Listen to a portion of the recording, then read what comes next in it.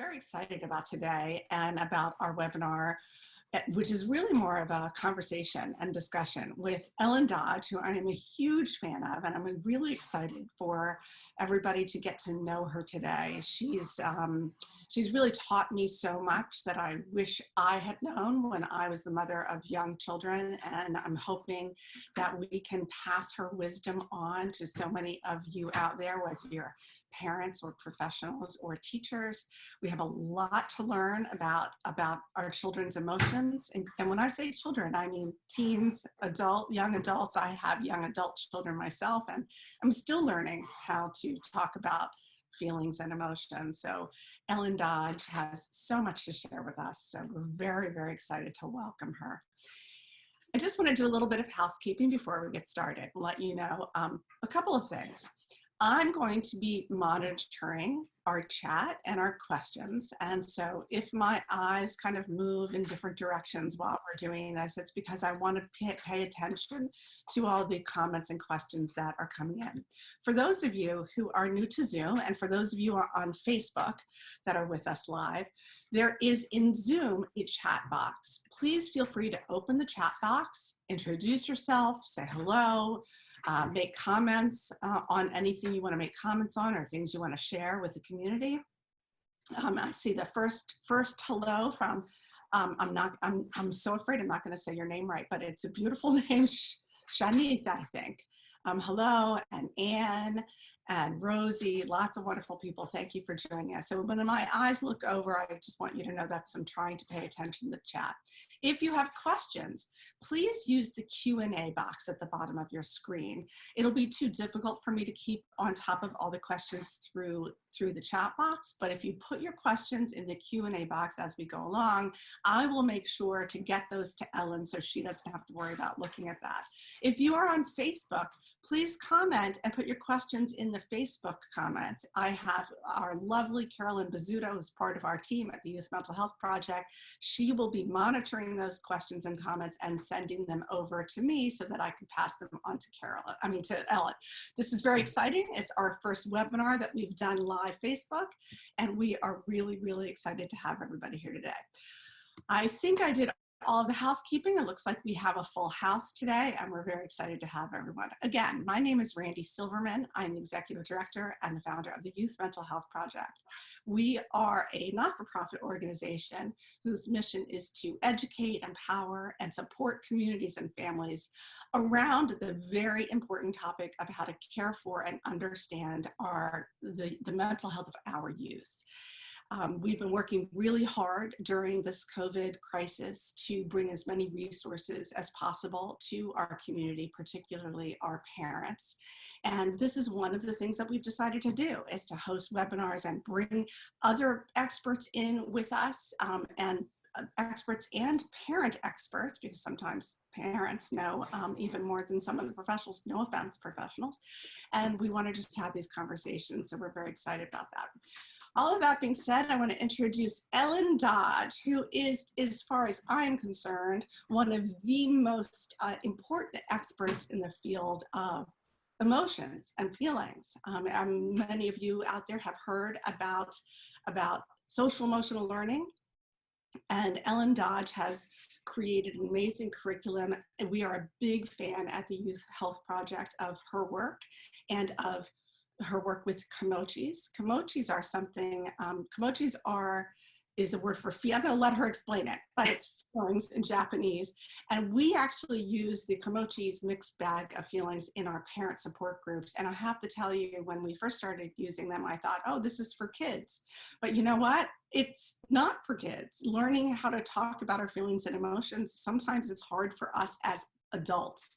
And I have learned through her kimochis really how to do a much better job of helping adults and other people in my life deal with their feelings. All of that being said, I am now going to, with that introduction, turn it over to Ellen, let her tell you a little bit about herself, and then we will dive into this topic of how to talk to your kids. So your kids will talk to, how to talk to your kids about feelings, so your kids will talk about their feelings.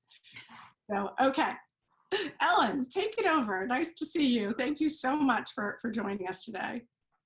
Well, you can all imagine that I'm having feelings about that introduction, and it actually makes my words not be able to come out because I have a big feeling of gratefulness that we're all getting your work is important, that our mental health, our well-being is a thing. It is real. You know this. We know this. I'm a mom of three older daughters, and the world is now turned on to we need to talk about it, teach and practice things that helps us understand how we run and what we can do when things get tough, right? And Yeah. when things get tough, that means, and I'm going to literally grab that bowl of feelings that you were talking about. These are those tangible, you can hold your feelings, look at your feelings, and talk about your feelings more easily because it's tangible. Oh. So it's These very exciting work. these are the Kimochi's mixed bag, mixed pillows, right? Sorry, I'm not saying it right. What are they called again, Ellen? Called mixed bag of feelings. That's the product, but I don't want, I know you don't either, anybody listening to think or feel you have to have these to use any of the concepts we're going to talk about. But I always have this because it makes it way easier to talk about this thing called feelings. Oh, I Um, I am a big fan. So for those of you out there, uh, I don't make this product. I don't have a stake in the company. I love this product. I love Kimochi's, these pillows. And I think if you have kids at home, they're really just a wonderful tool. And later on, I'll put up a link where you can go and buy them because they're so wonderful. And I promote them all the time. Like I said, we use them with our parents, but I think they're fantastic for kids. So anyway, I don't mean to interrupt you. I just think they're fantastic. and here's why they are. And professionals and parents, whoever is listening, we also have a lot of resources on our website at Kimochi's where you can print and use the charts and things to get at it the same way. So the reason why the tangible helps is because these are like the letters and the numbers in a classroom. Every classroom, when you got little kids, they have number lines, they have the ABCs, and they don't just show little kids the ABC one day and then go, you came from a good home with literate people, we're done. But we do this with, right? We do this with feelings. We don't build kids' awareness or understanding that feelings are real. Everybody has them. They have names, okay? But if you don't have a name, right, Randy, you just feel that something's wrong inside of you, like hurt. But if you can't put a word to it, and it's not just the word, as listeners may know or not know, it's that you have the confidence, you have the fluency, you have the tools to connect with your feeling. And my heart is beating because, and then to connect with someone that is your turn to person, the person you can turn to say, ouch, I don't know what's going on. I need help. So the research tells us when you teach people things, we can get better at this. So I feel so hopeful.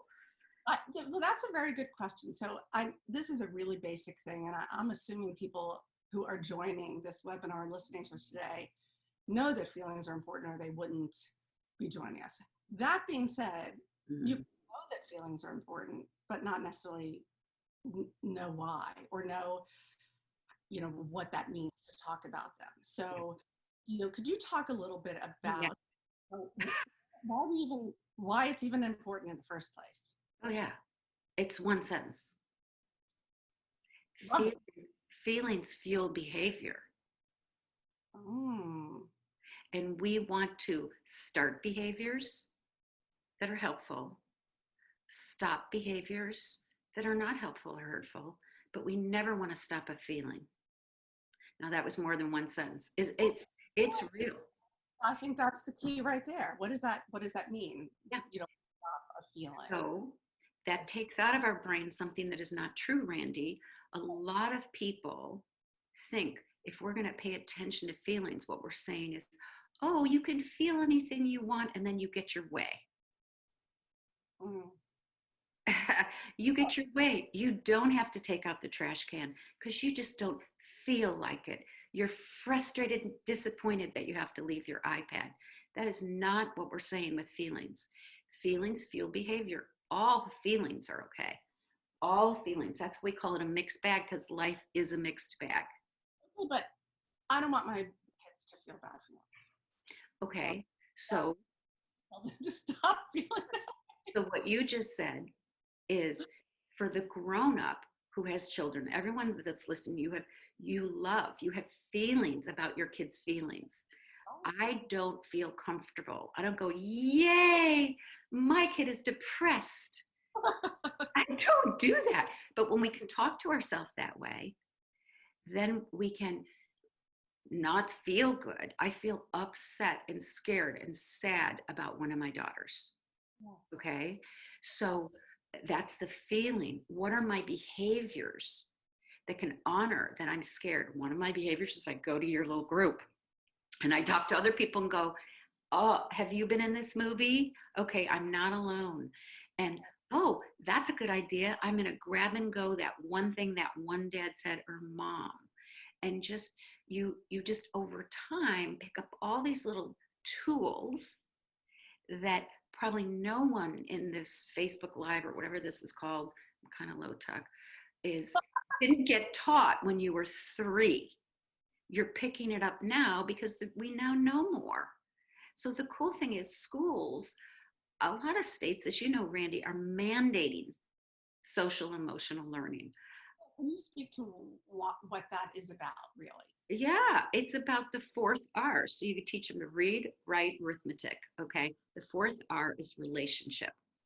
We now, Komochis are saying it's now the 1st R. Just moved up because of the pandemic. 100%. I mean, I'm in. Does anybody feel that way? Put it in the chat box. I mean, honestly, Yeah.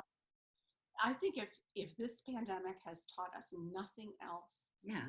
is that relationships matter and how we relate to people matter, right? And Mm-hmm. teach our kids that without overwhelming them or without making them feel lonely or sad, because relationships are hard for kids to have right now. Yeah. And connections are really important, but hard for kids, especially young ones who aren't necessarily on the computer. Right. So go ahead. I'm sorry. Oh, no, I'm right with you. And so I had to dig out, because we actually have to dig out our feelings sometimes. They're not necessarily on the top. That's why I like the metaphors of having a tangible. So I dug out disappointment and frustration and, oh, double frustration. That's a riot. You don't get double frustration in the bag, but you're probably feeling it. I am. So you dig it out, right? It's funny, but it's not funny because it doesn't feel good. So we have language that helps people get comfortable with this thing called feelings. We teach some feelings you enjoy having. You wake up and you go, boy, I hope I have some happy and grateful and friendly today. And you don't say, oh, I hope I have double frustration and disappointment. But we say to kids, all feelings will happen. Everybody gets them, has them. And in our family, we do all the feelings. But this goes back to the relationship thing that you're talking about, Randy. What is my relationship to frustration? What is my relationship to your frustration? How do I connect with my frustration? Because it's not yours, it's mine. But don't I want to just get rid of my frustration? Well, here's the tool. When you talk about a number, here's the number 1. It's the number 1. Frustration is a thing, but it feels different for different people. So there's a size. So we talk to kids about a size of the feeling. We say feelings come in sizes. We want to do things to increase the size of positive feelings. I call those heart huggers. Like, if that's why gratitude and hope and optimism, happy, those actually do something for you. So if you're actively activating those feelings in your life when you get the frustration and the hurt and the fear, which is happening too at the same time, your positive feelings can comfort. They don't take them away, but they're in the mix. So I'm getting powerfully dialed up because it's hopeful because we can now think about feelings differently. And as listeners, you can say, huh, that's interesting. That kind of is interesting. I'm going to watch how I create positive feelings. And does that help me with the hard to haves? So we call, Hard to I have like feelings. the language of Kimochis. We don't call these feelings upset or bad or negative. I really try to stay away from negative too, because it's not so helpful and it feels judgy and it feels Yeah, like it wants to feel negative. Like, I don't you feel know. control the bad feelings, right? You feel as a person, or at least I was brought up to believe that I could control my emotions. I could control my feelings, and the bad ones, I should be able to do something about them. But Yeah. what I'm hearing you saying, what I've learned from you, Ellen, is that you're going to have a lot of different emotions. They're just going to happen. Yeah. And none of them are bad to have. They might not feel good. You might not want to have them, but it's okay to have them. So if it's okay to have frustrated or a double dose of frustrated, I Mhm. have guilty a lot and worry a lot. Those ones I'll carry with me. How do we then sort of embrace having that feeling and Yeah. being okay with having it, but learn how to manage it in a Yeah. way that doesn't turn into disruption Yeah. and us with our kids too, right? And what I've learned from you is our kids are behaving in certain ways because they have a feeling they don't want to have and they don't know what to do with it. So they sometimes it comes out in either disruptive behaviors or Yeah. behaviors all Yeah. right types of behaviors. So how do we then take those negative feelings, sort of say it's okay to have them, and how do we help ourselves and help our kids Okay. learn to find the feelings you want to have, Yeah. right? You speak to that because I've learned it. I still have a lot of practice to do. Yeah, because you're getting fluent with it. It's a fluency, just like reading and math, it's a fluency. So let's just start at the beginning. We call these hard to haves. That's the first thing you do because it tells you and your kids they don't feel good. They're hard to have, but we can do hard things together. So it's Okay. Yeah, that we don't go yay, but we use our tools. Well, reading is a tool. If you go and you practice, that's a tool, right? If you have a lesson, oh, this is what uncomfortable does. And here's what people's bodies might do by accident because we default. Our bodies just kind of go, "Ugh," and we yell or we shut down or we act out because we haven't practiced tools. So that's the second thing. You have a name for it, uncomfortable. And then you do things to not control the feeling, but to control the way you manage or talk about or handle the feeling. So, for example, if I'm uncomfortable, I might want to avoid, okay? Or I might want to go after you. I do that. I Yeah. like to. Okay, but what you just did is a tool, and that's the next thing you do. People that are listening, for me, and raising my own kids, I used to think, oh, I want to help them. I want to help them. I want to help them. I want to help them. And I do. But I practice this in my own life so they can watch me because you just did something. You named your behavior. So, what we want to do is when I get uncomfortable, girls, I have 3 older daughters. That was no day at the beach. Um, Sons. um, So we could do a comparison later. yeah, it's still got its places, but that's the hard taps in life. So we stay connected. So this is easy to understand when you're sitting here with coffee talking about it intellectually. What's hard for most people is in the feeling of life to remember what was I supposed to do and say and blah blah blah. So conversations like this relax us to go, well, that's interesting. Feelings fuel behavior. All feelings are okay. All behaviors are not. We're talking about picking up some tools that help you and others and don't hurt you. And then that's direct instruction, which is a whole class. Oh yes. I mean, just I'm going to give you a little plug here. So we're Oh, doing a very brief discussion, but Ellen runs master classes. And in fact, I want to make sure we put the links out there for everybody. Carolyn, I know you're listening, but I think if you go on the parent partner, Yeah, theparentingpartner.org.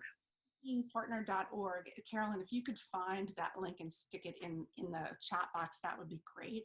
But she runs master classes, and I think you've been, I don't I don't remember. I think you've been doing them pretty regularly, but they're for parents to Yeah, really dig into the depths of this. So I highly recommend people look into that. I actually did an entire day training with Ellen, and still have so much more to learn. So just to keep in mind, we couldn't possibly cover this topic in yeah, the hour. So we're just yeah, trying to enough information for people to get comfortable yeah. with concept.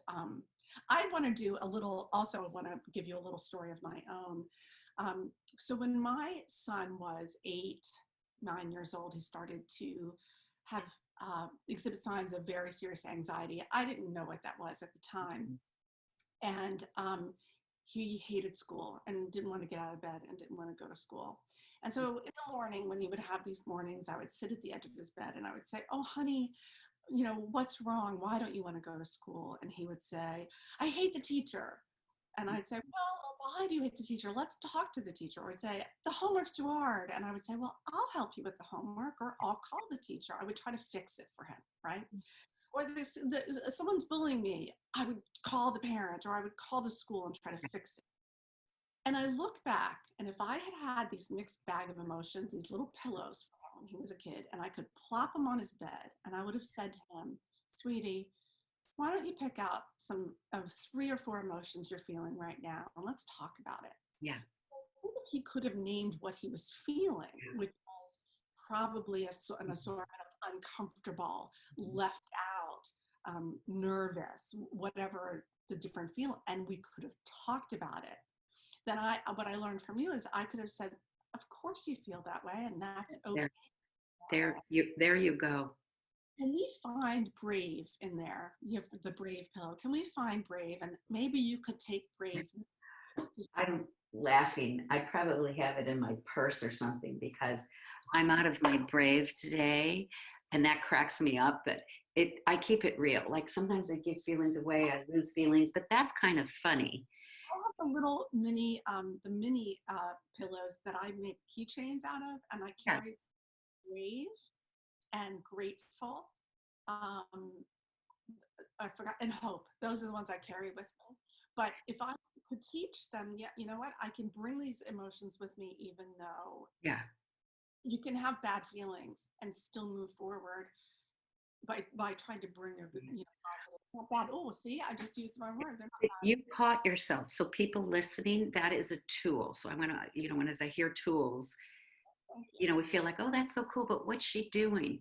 You heard something and now you're keeping it aware and you're fluently going, whoops a daisy, and then you change it. It's the edit key, Yeah, right? And then back to your story that anybody listening can relate to. Someone you love is suffering. Your little guy was suffering, and you pretty much feel like you need to make him go to school. Some stuff is just real. I just wanted to fix it. I Yeah, just wanted. yes. So people that are listening, we're not alone with that feeling of want to help, because when you love, you want to help.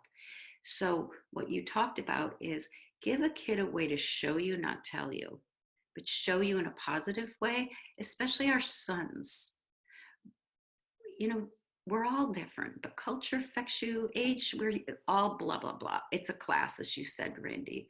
But to keep it simple, when you can say, pull out or point to 3 feelings that you don't want to have today at school. I like that one. It's a game changer. Oh, pick up your pinky. If they're older, you're not going to go point at the feeling. You're not going to do that. But if you have them, you can say, I'm looking at that poster and I'm going, I don't want to have cranky. I don't want to have this, but I bet I'm going to have it when I get to work because here's what I'm doing. Now I you, was, my kids were teenagers, which is when I discovered this. They're now in their 20s, but I started using them at home, and I would plop them out on the kitchen table. And at first, they looked at me like, as teenagers do. right. Eventually, I think one of my sons is actually listening, so I hope I'm not embarrassing him. But they would start to go, "Oh, that's really interesting," and they would play Yeah, with that. So you would be surprised, as long as you don't. I'm not surprised. long as you don't make them feel like babies when you're doing it. Yeah. What do you think of these things, guys? And they would be like, Yeah. it helped. Yeah. Sorry to interrupt you, though. No, we're just, it's a conversation can be messy. I want to go back to another tool I heard you saying about your son when he was 8, who might be listening. Um, Most people have a habit way of talking. So we connect through WH questions. So the title of this webinar, whatever this is, Live with Feelings, is to replace what, when, where, how, which often probes for pain, Yeah. No, to it's a duh, but we do it by accident. So what you practice now is tell me the story. Is there more to that mad story? Is there more to that frustration? It's feelings have a story. Kids love stories. Grown-ups love stories.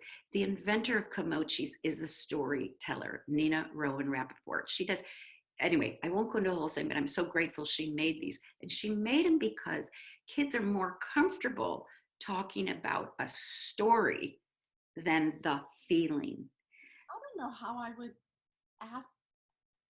I'm trying to picture if I'm sitting with my kids Yeah, and saying, why do you feel that way? Or how would I say, I'll show you. well, let's speak to kids a little bit older, because I think I could do that Go with to 18, 20. Let's go to any age. You pick it. okay. So pretend on I don't know, we could role play, right? Yeah. Um, all right. I'm not going to school today. I'm not getting out of bed. Oh. I really feel like that a lot these days. Sorry. Now, how do you, now just pause, Randy. I saw a complete shift. Maybe I'm making this up. Some people would say, well, she didn't do anything. What I didn't do is talk. Most people, I think if you did an inventory of the 100 people that are joining, you're going to be female, because females are told you're loud. Feelings are cool. They're like jewelry. They're like, like, and, I'm making grand statements, but I did not talk, but I connected authentically with, I feel upset. Everybody, raise your hand if you understand what she's saying, and put in the chat box. I would love to hear. We've got 8. Yeah, people are raising their hands. They're on it. They agree. Randy, this is so hard. So you know how you get something and then you can't do it? So here's what you do. Duh, it's a duh. So if you like, this is how I like people to be in a conversation with me. Take one thing that you're like, oh my God, I think that's me. And then just watch it and be gentle with yourself and go, God, I'm a big chatty person. And I ask questions. So I won't minimize. What you're going to do is make it a practice to go, oh, there I go, asking you a million questions, especially with older kids. They will go in their room. Here's what we do. The minute if you're older too, I'm 58. I can't, and it's important because my brain has changed. I can't remember everything. So you know what you do? Blah, blah, blah, say it quick before you forget it. So there's my 23-year-old in my house. And I think for a minute, did you remember to feed the dog? It's like so inappropriate. It's like I barely said hello to her. And it's my own anxiety that I'm not going to remember about the dog. So the big idea here is just because you have a thought, don't say it all the time. When your kid is, like you said, Randy, at the end of their bed telling you something big, but it's like there's a time constraint, now you have a bigger disturbance. You get this. So I appreciate you saying it's really a class. And that master class, I just want to say this, that master class was supposed to be $297. It is a 30-minute sessions with him to teach you these things. But as soon as this happened, I was like, no way am I charging for it. But maybe people don't have time. But if you're interested in these concepts and you want tools, it's all there. But I will tell you, it is not going to be free forever. I hate to say that, but now that means I think Carolyn put in the masterclass link. okay. And so while Ellen is able to give it for free, I want them to grab it and just take a piece, look at the title and say, but the reason why I bring this up now is because I'm watching your body language. Mm. yeah, in a positive way. Like you're going, oh, whoa. There's lots of whoas that you go, it's so simple to understand, but to use it fluently, the trick is take one thing and then catch yourself when you don't do it, name it, and then just redo it. And we call that the second chance. And I got this from a kid. When I told him about the redo, he said, "You're like my mommy." And I'm like, "Oh, okay." And he goes, "I have a second chance mom." I know. She gives me second chances. And this little guy, we all need second chances. So it's gorgeous. So in Kimochis and in the parenting partner, I say we're a second chance family. Everybody's going to have all the feelings. We're going to make mistakes with our feelings, yelling, shutting the door, pretending they're not happening. They're mistakes. We're not a bad person. And we are strong and we can redo. And it's brave. And everyone is all about brave, but the tool is, and I am sorry I don't have my brave, but let's pretend this says brave on it. See, I'm resilient and I feel uncomfortable. I put my brave in front to carry me and say, I'm uncomfortable. Now I'm going to go too far. This is meaning too many ideas in one. I'm like a run on sentence girl, but just hang with me, please. This is Graded, Ellen. Right? okay. Okay. Right, audience. Yeah, we're not going to grade her. We're just happy to hear her talk. Go ahead. Now I'm going to try to practice my listening, my active listening. Okay. Me too. All of these things, like putting your brave in front and behind and on the side of you're scared and you're uncomfortable and you're awkward or whatever your feeling is prevention for drinking and drugs and anything harm cutting. Because watch this is coffee. It's a stimulant. It absolutely, I drink it because it makes me feel a certain way. So watch this. Right, there you go. And I'm not saying anything's wrong with coffee. A Coors Light, that was my first beer. I'm in sixth grade. Yes, I'm 58. In those days, that's when we started. I'm at Central School. I won't say the names of the kids. I was so uncomfortable and excited and curious. The feelings fueled me drinking. But what happens to the feelings is the excitement gets bigger and the uncomfortable gets smaller. So now I realize without intentionally getting it, oh, Coors Light makes my uncomfortable smaller. Oof. So I'm a fan personally. I think this is probably not cool to say. I like alcohol. I do. But I have to watch what I'm doing with it, just like I'd watch anything else and not make it a monster. And this is a sensitive topic, but this is real. And maybe your children, or maybe you have some things that are hard and you've picked up tools that you know, what your group is doing, besides me being attracted to you as an authentic human who has told her stories in movies and has made your life work. You're saying, hey, let's just come together and be real because we're all suffering. You're talking And about the Parent Support Network. yes, I am talking about that. That is one of, like, that's why I want to be around you and have that be everywhere because feelings like to be felt and shared, but they like to be normalized. And you normalize it. Excuse me? Let me just speak to that for a second. And I do have a question that someone put up that I want to give to you. But while we're on this topic, um, we run parent support groups. That's one of the programs at the Youth Mental Health Project. It's called the Parent Support Network, and we've gone virtual. We're now running 30 meetings a month virtually for parents all over the country. But before that, for 15 years, I've been running support groups. Started out of my house, all in person. And you're exactly right. Being with other people who get how you feel, Yeah. who aren't judging your feelings, Yeah.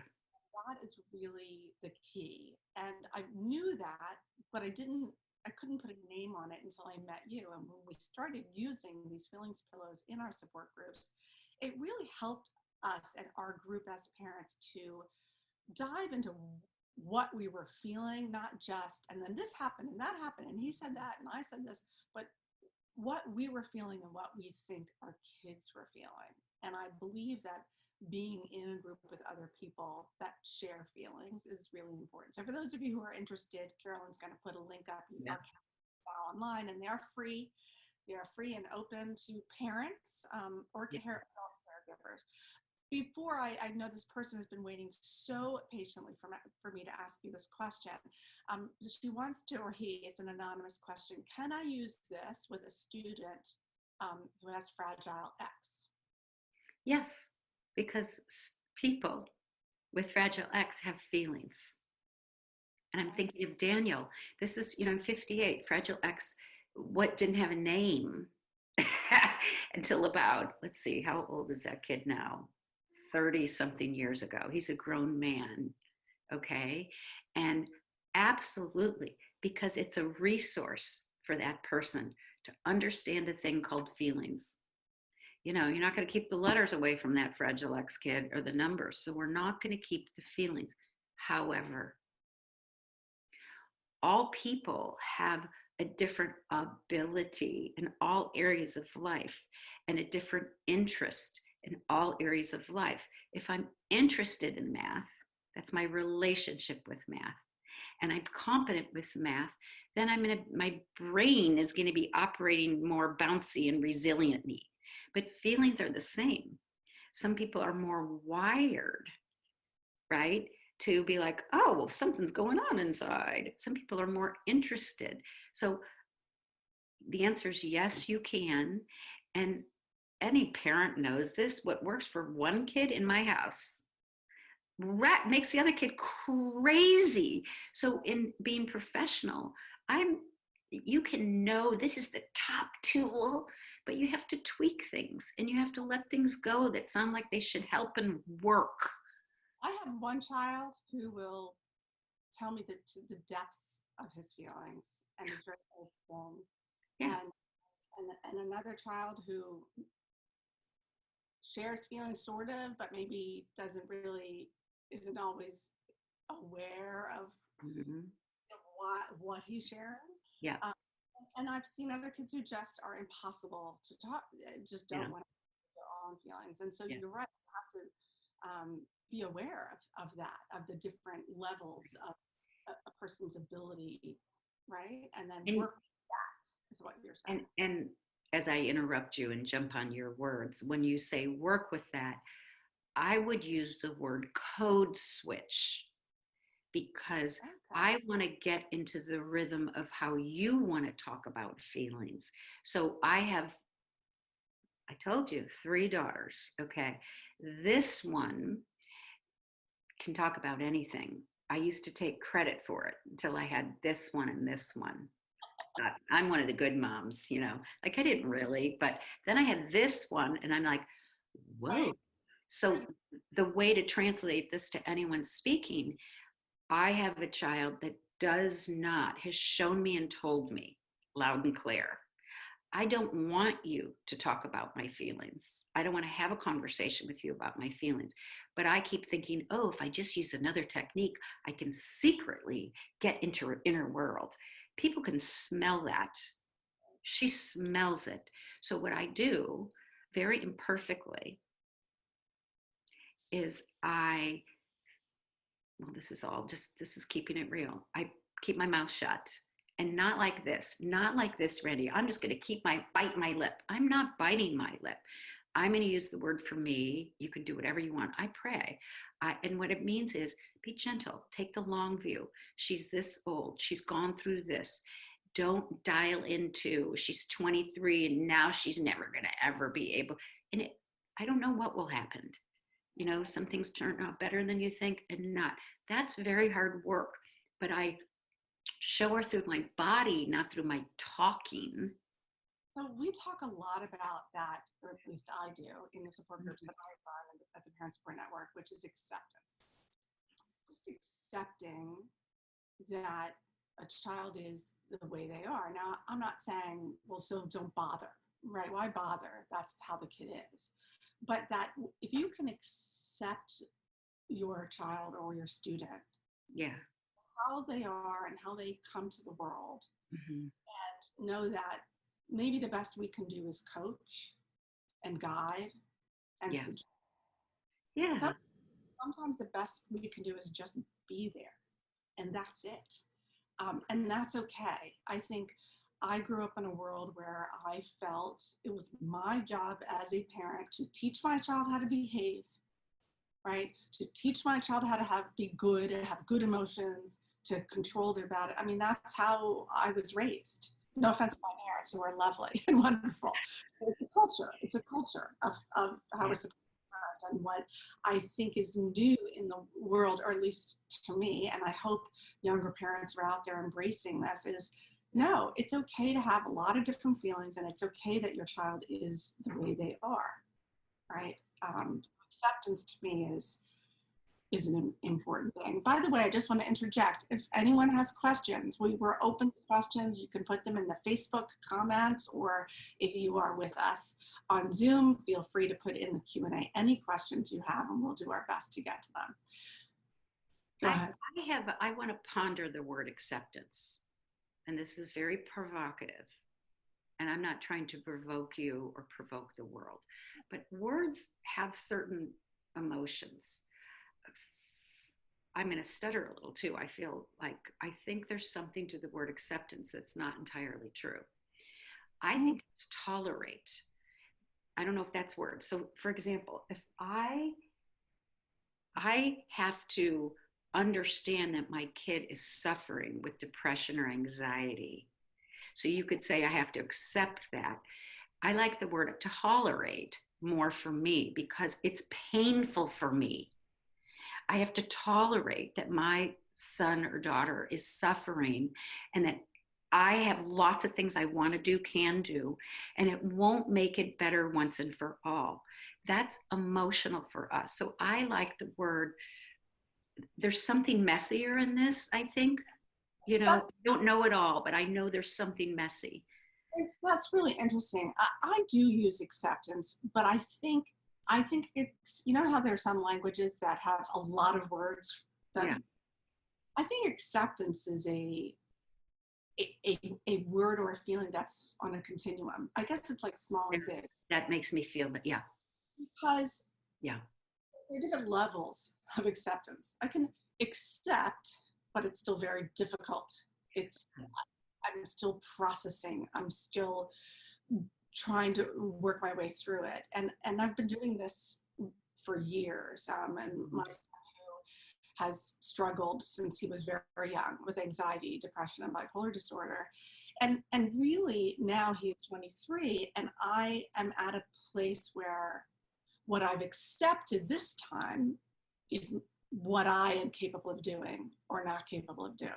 So yeah, it's a different type of acceptance. There's accepting your child for who they are. There's accepting your role in it. I guess accept is a limited word, and I wish there were more words that came along. Tolerate to me almost is negative. I mean, I'm with you now. I tolerate that, yes. but I like it. So you don't have to like accepting something. That's it. Yeah, Yes, sometimes when you can get to the higher level of acceptance, there you can find, I have been able to find peace in that as an adult. We have another question that's come up. and before you go to the question, what we just did, I think, is connecting and communicating. We're pondering and we're talking about talking and we're being intentional. And after you pondering, we get to both have points of view and wonder. You informed my word. I don't feel as good about tolerance because of how you came to me. And that's the messy vulnerability of communication. I think being vulnerable is the key here. And as parents, we don't necessarily, and teachers, we don't want to, we're vulnerable and we don't necessarily have all the answers, or that we have not negative. Oh, see, I'm doing it again. We have feelings we don't have either. Yeah, they're hard to have. Mm-hmm. Modeling that as an adult to whatever children in our lives or young people in our lives, that we have feelings and sometimes we don't know what we're doing with them. I love that. That should be written down. Sometimes I don't know what I'm doing with my uncomfortable and I make a bonehead move, but I clean it up or I ask for help or I get a good night's sleep and I try to do better the next day, like that little second chance boy. Yeah, Take a redo. I'm big about that. I'm big in saying, I was very worried and I was very tired. And that's not necessarily an emotion, but exhausted is. I'm exhausted, I'm worried, I'm stressed. And so I did something yesterday I feel bad about, I feel guilty about, I feel shamed of. And so it was a mistake, but I want to own that with you. And I do think talking to your children at age appropriate levels, it, modeling that for them is one of the keys, is being okay with, my mom always seemed perfect all the time. She was always perfect. And it, to be an adult, for her to be honest with me and tell me that things really weren't perfect for her. Yeah. And I think I'm not blaming her at all. No, no. Parenting. And so I really try to show my kids that there are times when I really am not doing well, but I'm going to do the best I can. And maybe they can help me with it. So here's the question we have. If a person is having a bad day and you pause to listen, what are the next steps in helping the child through the emotions? Which is a good question because, I can only pause for so long. I don't know about the rest of you, but I can only pause for so long. Yeah. Well, there's probably lots of ways. The way I recommend is say, is there anything I can do to help? Just an offer. Or I might say, do you feel like you know what to do, honey? Okay, good luck. I'm here. But I think we have to memorize those sentences that feel like you, and they have to be authentic because that's nothing novel, but we spill into what you said, fixing or what, all this other stuff that makes most people retreat.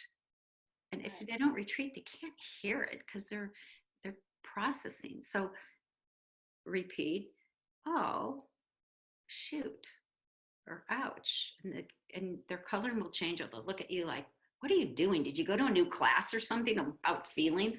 They know when we change. So I own it. Yeah, I actually did. I heard this lady and I'm thinking I talk too much. Here's another question in the chat. I'm sorry, everybody. No, go for it. Watch the chat, but watch the questions.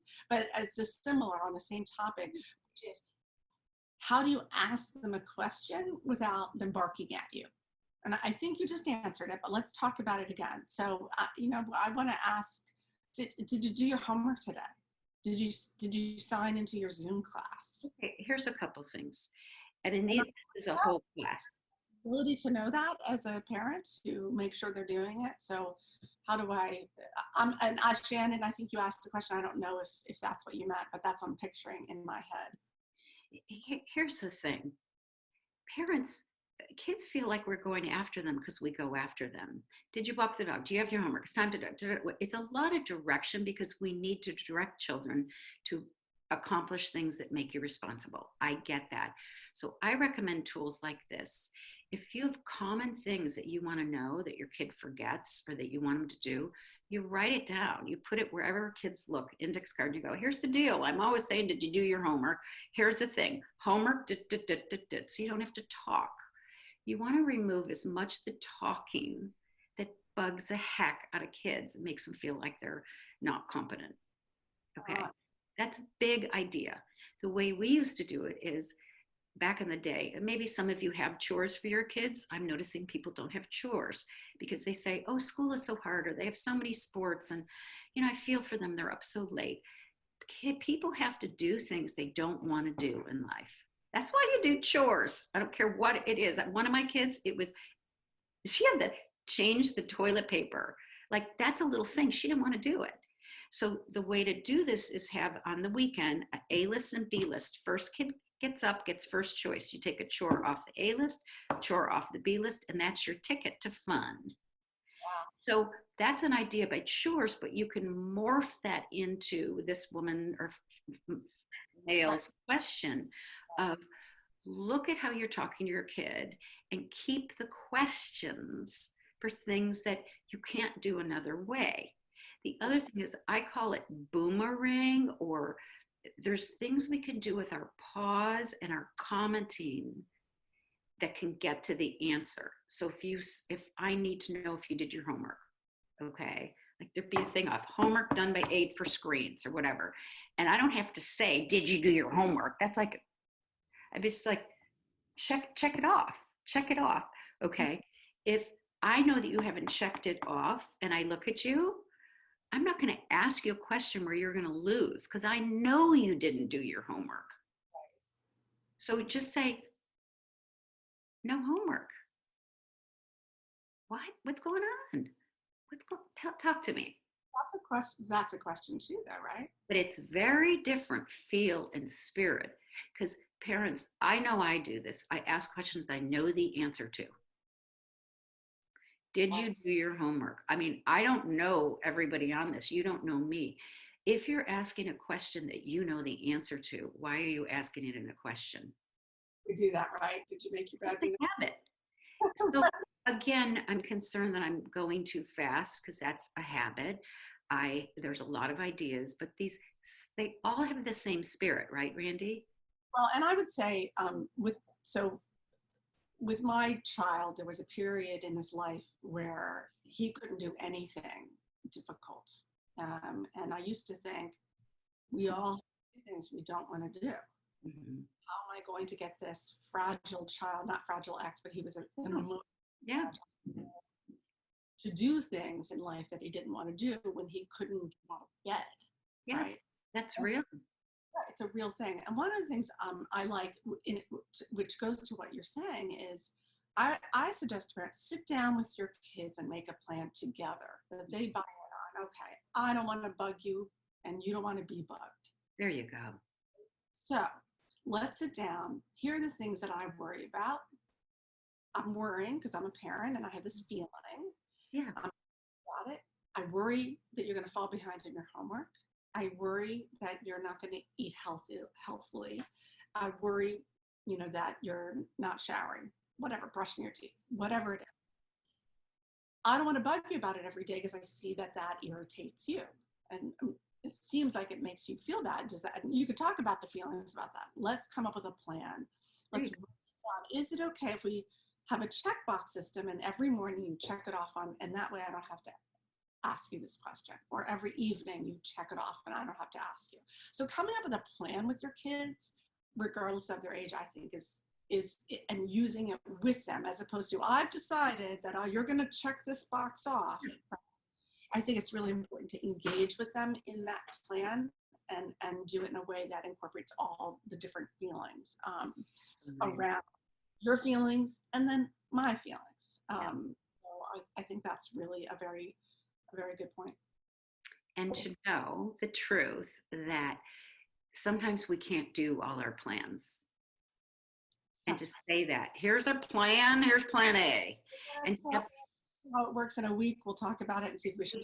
And we can't do it because of our feelings. When you have depression, it's a real thing. You are not your depression. Okay, it is a thing. And I learned this from a beloved friend who lost her daughter to depression. And that's the way she taught me. She said, we lost her to depression, just like you might lose someone to cancer. It's not our kids. It's a real thing. So again, I'm happy about the world. I mean, what's going on in the world is hard, but I'm very hopeful that with the research and the way we're taking what we know about humans and putting it into schools, so kids can learn these things when they're little, and it's curriculum. And parents are, look, we got 100 people. We're maxed out in this class because we're all going, there must be something they didn't teach me. And to know you are not alone, to take the long view, to go get help. Just like if my kid broke their arm, I wouldn't pause to go to the emergency room. I wouldn't be embarrassed to go to the emergency room. I would go to the emergency room. If I do have things going on now, I go to a counselor every week. That's called a luxury because I can afford to go. It is a tune-up because I have real things that even though I understand feelings and I write curriculum, I need help. And I can't always use the help.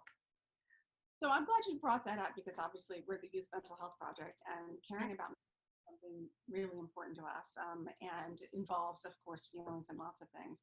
One of the questions is whether there's a parent's guide that could be provided as a resource, even for those parents who cannot attend workshops and meetings in an effort to support schools. So what I want to say to that is a couple of things. At the Youth Mental Health Project, we have worked really hard to develop guidebooks and fact sheets, which are all free and downloadable. Awesome too. They're awesome. If you could pop up links in the chat for that, that would be really great. Those guidebooks, and thank you for saying they're awesome. Yeah, they're really, really awesome. Guidebooks about how to talk. There's one about how to talk to your kids about feelings. There's one about what is mental health anyway. And in fact, next week for Children's Mental Health Awareness Week, our webinar that we're going to be running next Thursday is going to be a simple mental health 101. How do we understand what is kids' mental health? What is youth mental health? What does that mean? But anyway, those resources are free. Those are the resources we have at the Youth Mental Health Project. I am sure also that Ellen has her website, theparentingpartner.org. You have resources on there as well for people who can't attend the workshops, or are they recorded somewhere, or do you have other resources that might be helpful? Okay, theparentingpartner.org is brand new because I'm the ed director, curriculum author of Komochis, and I'm still 100% Komochis. But this is our attempt to give the same tools to parents. So the only thing right now that I have on that is the master class.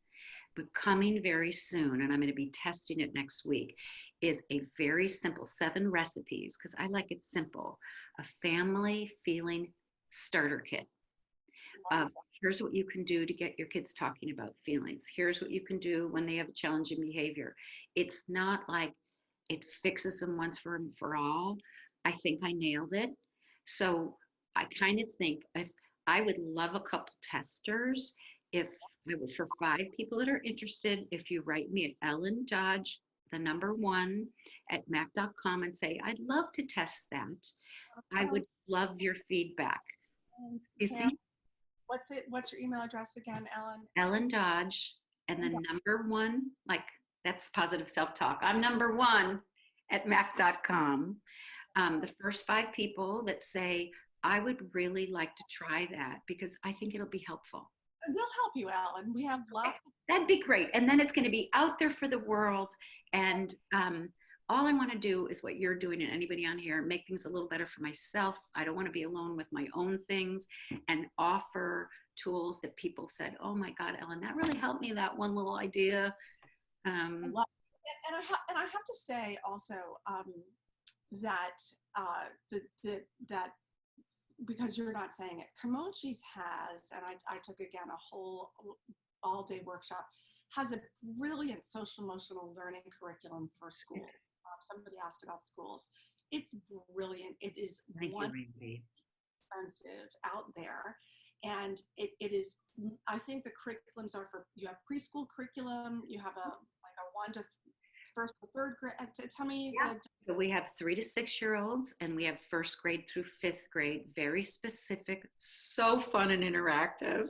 The boys love it. They do class meetings around it. It's so cool. And then we have really smart, creative people in the world that take it and they get high school kids to do service learning and go help little kids with their feelings. It's beautiful. Multiple kind of characters, not just the feelings pillows. Feelings pillows is part of it.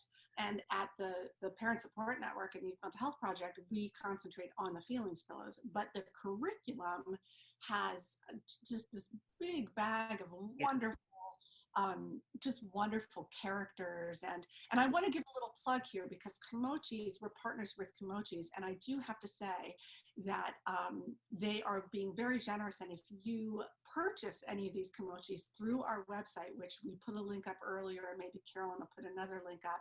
If you purchase it through us, they'll give us a 10% donation back. And so that's just a little plug for, we're not making a lot of money on it, but every little dollar counts for our not-for-profit. And to be honest with you, I'll do another plug right now, which is that we're struggling like all other small not-for-profits.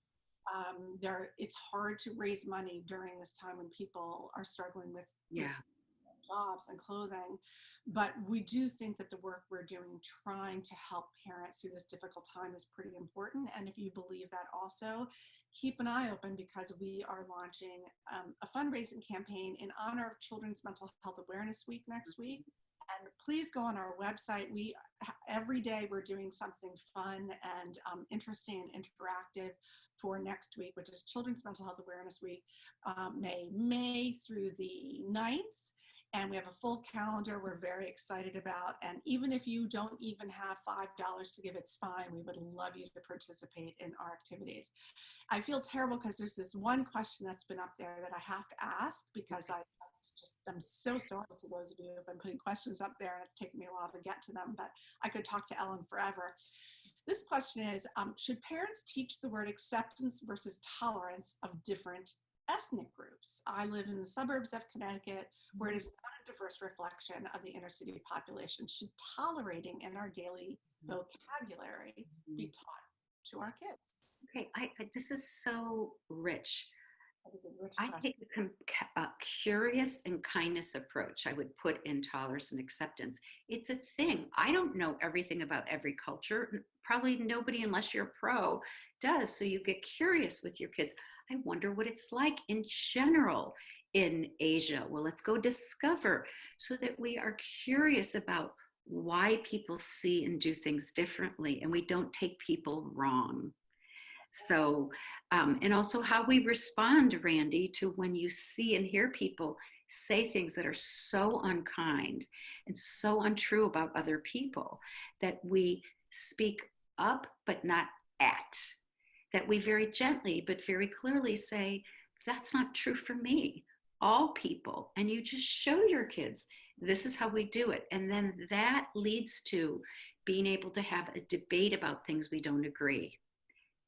Right. I agree. I think tolerance, I mean, we could do an entire workshop, right, on kindness and how important. It's the key, kindness to yourself. And I know I'm talking over you okay. It's self-compassion. Everyone's always, right now, self-care is the big thing. And I'm a fan, but I've been thinking lately, what's reasonable when you have 5 kids or one kid suffering? It's the way you talk to yourself. And to be able to talk to your hard feelings, like say, yeah, there you are, cranky. Of course you're cranky because you're sheltered in place with a lot of kids with a lot of feelings. And to talk to yourself and say, of course you feel that way. Of course you're tired. That softens the hard places, and go to places like your support groups or phone a friend, do whatever it is that can help hug your heart. Yeah, and that's sometimes the best we can do. Sometimes the best we can do is Yeah. exact moment and nothing more. And sometimes it's not great. And accepting that's my acceptance, right? Is be kind to yourself and know that you're not always going to get it right. It's hard. I have a hard time sometimes when I see other people being unkind in the world, Yeah. in the news, and I just do my best to know that I'm going to do my best to be kind and to teach my children kindness and to say that that's not okay when other people are kind. But we can't control other people. We can only control ourselves. And what happens to us, we can only control how we react. And Yeah. to me, this is why I wanted you on, because it's very difficult to react in a way that's healthy if you cannot name your feelings and emotions. Yeah. You can't put your feelings into words and recognize what behaviors are happening because of those feelings, then you can't control that either. Yeah. And the other is to control isn't the right word, manage. Yeah. We I hear you. how to manage whether we're kind or not kind or cranky or not cranky. We can't always control it, but we Yeah. can try to manage it if we can put words to Yeah. how we're feeling and start to recognize what behaviors get triggered with certain feelings. Yeah. And that's what you do. That's what your program do, which is why Right. that's why it's brilliant. And that's why we say if it's kind, say it. If it's not kind, don't say it. If it's kind, do it. If it's not kind, don't do it. And that is a contagion. When we behave that way, you affect people. And I hate to use the word contagion right now in the world, but that's the kind of contagion that we need to ripple, because what you said is true. I have more influence on the world if I behave in a way that is going to have other people behave into that too, because we're not all taught. We don't live in houses like that, but we can relearn. And like you said, just do a little bit better. A little bit better is a little bit better. Well, so someone asked, it's a good question. How do you explain to young children why people are unkind? Well, Well, I keep it simple. In my heart, I'm like, oh, want to hear about it? But I say, ouch. Yeah, I'm glad you noticed that. You know, it's the only reason, and I say to my kids, the only reason I'm glad that you feel that's wrong is because you will now know how to not do that. When kids were mean to my kids, and kind kids could do unkind things, right? I think that's important. And they'd come home and say, my good friend's kid did something mean to them. I would say, I'm really sorry. Ouch. And there's part of me that's saying, now you've learned that is not a kind way to handle when she doesn't want to play with you. and I think also saying things like, how did that make you feel? Yeah. Feel about that. Yeah. Usually they'll say, well, that's wrong. I hated that. That was bad. Well, we So don't. so now, Randy, what you just showed a formula for is now they know what they value. Upset or hard to have feelings tell you what you value. I'm mad because I won't get political or religious or anything, but I have a mad feeling because of how I saw behavior. I value honesty, and I'm mad that I'm not seeing honesty. So hard to have feelings have their place. They are hard to have. They are hard to talk about it. The things we talked about it, bring them into the room. Hopefully we pick up a few tools and we keep it real. This is a life journey. Is. And it's ever evolving and ever changing. I think one of the things I always said to my kids too, I like how you say sometimes kind people do unkind things. And I try to impress upon my kids when they were younger that that we don't know what's happening in someone else's life. We don't know what's happening behind the door of in someone else's house. I know people did not know what was happening in my house. Yeah. To try to remove judgment is really important about, yes, people can be unkind. Let's not try to judge why they're being that way. Let's just say that we don't want to be that way. It doesn't make us feel good, and we don't want other people to feel like that. So we won't behave that way. But try not to judge why people are that way. So the tool is to tell your family, even older people, kind people forget to be kind, and also hurt people can hurt people, Yeah. because then you can do what you said.